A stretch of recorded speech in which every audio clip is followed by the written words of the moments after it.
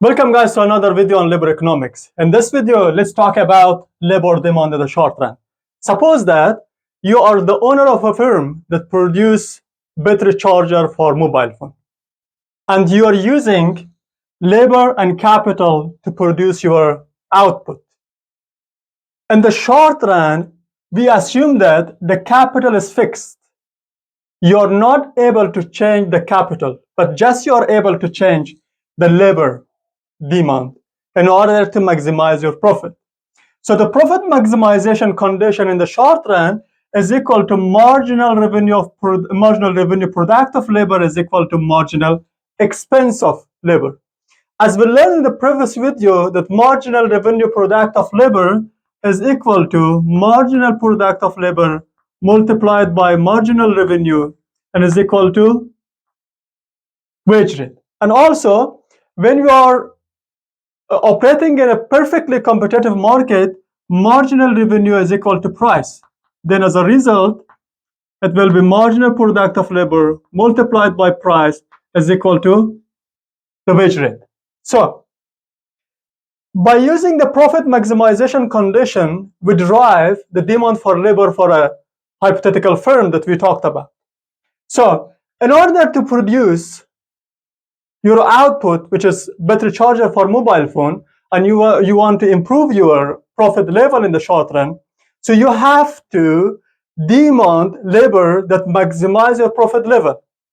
So in this case, we can drive labor demand either based on a real wage or based on a money wage. If we use real wage as a proxy for labor demand, so from this profit maximization condition, which is marginal revenue product of labor is equal to marginal expense of labor, we know that marginal revenue product of labor is equal to marginal product of labor multiplied by marginal revenue, and marginal expense of labor, as we learned from the previous video, is equal to wage rate. If you don't know how, so I will put the previous video here and you can watch that one to know how the marginal expense of labor can be equal to wage rate. And also in the perfect competitive market, marginal revenue is equal to price. So then marginal product of labor multiplied by price is equal to W. So what we do, we divide both sides by P. Then marginal product of labor will be equal to W over P. And W over P, as we know, when we adjust wage level with price, so what will we have? We have real wage. And we can show it as a small case W later. So overall, in the short run, marginal product of labor should be equal to real wage. This is the profit maximization condition for a company, and also the demand for labor should satisfy this condition. So if we draw the curve of labor demand based on the marginal product of labor and real wage, so we use the x-axis for showing the labor quantity and the y-axis for showing the real wage and marginal product of labor. As we know that this wage rate is in terms of dollar and price is in terms of dollar, when we divide them, so the real wage will be just as a quantity as we have for marginal product of labor. So we can show real wage and marginal product of labor both in the y-axis. So here, suppose that, as we know that marginal product of labor should be equal to real wage, this is the profit maximization condition for labor demand. Suppose wage rate is W0. If we demand at wage rate W0, we want to hire L2 number of workers in here. So we know that the marginal product of labor is this portion, but the real wage that we pay for the workers is this portion. So here, the real wage is greater than the marginal product of labor. So the firm can increase its profit by reducing the number of workers. And also, if we hire L number of workers, so in here, the marginal product of labor is greater than real wage rate. So the firm can increase its profit by increasing labor, by hiring more labor.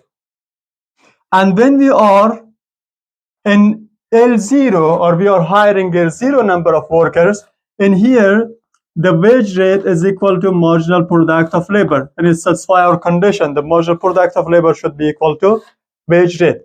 At this rate, marginal product of labor will be equal to marginal real cost of the company, because real wage is marginal real cost. So this is the profit maximization condition for hiring labor. So consider that one. The labor demand curve is the downward sloping segment of marginal product of labor. The downward segment of marginal product of labor, and at the point that the marginal product of labor is equal to real wage. Why is that? Because if the marginal product of labor is increasing in this area, it means that exactly with the same amount of real wage, for example, W1, if we hire L3 number of workers, so by hiring more workers, we increase marginal product. So it means we will move toward having more profit. So what we will do, we will hire more labor. So profit maximization condition says as two things. The first, that the firm will hire employees at the point that marginal product of labor is equal to the wage rate, and also marginal product of labor is downward sloping. You have to consider this one.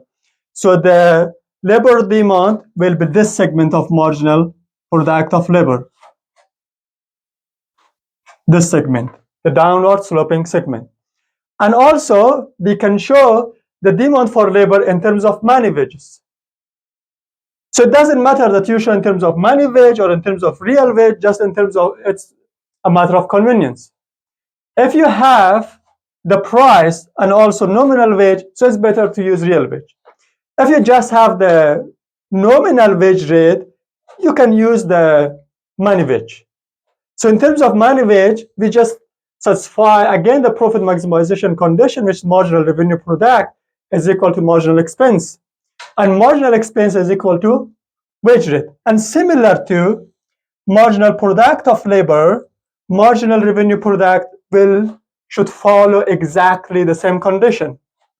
So the profit maximization condition implies that the money wage should be equal to marginal revenue product of labor at the profit maximization condition, and the marginal revenue product of labor should have downward sloping segment. So again, based on the money wage, demand for labor is the marginal revenue product is the segment of marginal revenue product which has downward sloping, and at the point that marginal revenue product of labor is equal to money wage. Why? Because if we hire L2, it means the wage rate that we provide is more than marginal revenue product and does not satisfy the profit maximization condition. If we hire L1 number of workers, again, in this area, the money wage will be more than, or the marginal expense will be more than marginal revenue product of labor. So again, does not satisfy profit maximization condition. But the only point that satisfies profit maximization condition is L0, with marginal revenue product of labor is equal to money wage, and money wage is equal to marginal expense of labor, and satisfy the profit maximization condition. So this is the labor demand in the short run, which we draw based on real wage and money wage by satisfying the profit maximization condition of a firm. See you next time.